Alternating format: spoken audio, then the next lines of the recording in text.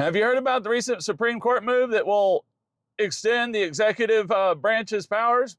Well, the Supreme Court has decided to revisit Humphrey's Executor, which was a 1935 case versus Franklin Delano Roosevelt about the firing of a FTC commissioner.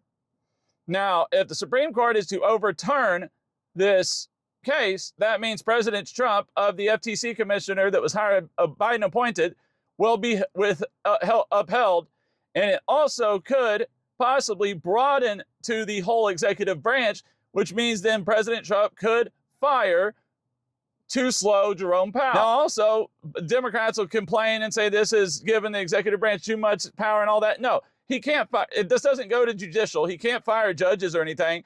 And if you look at the Constitution, separation of powers was only that the executive branch cannot cross over powers into judicial, and judicial cannot, and the legislative and judicial, and that judicial cannot be controlled by legislative or executive.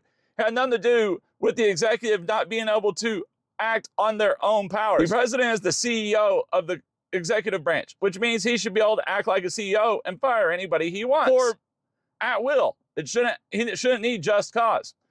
Now, obviously, this would do the same thing for if somehow in 2028 a Democrat is elected. That means they could fire Kash Patel. That means they could fire anybody Trump had appointed that they aren't going to like.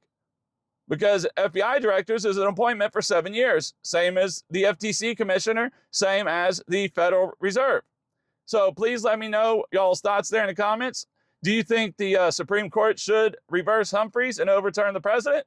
Or do you think the Supreme Court should keep it the way it is? Also, please hit that follow, like, favorite, and share button to help get my content out. And also, please hit that subscribe button to help support my future content. Come on.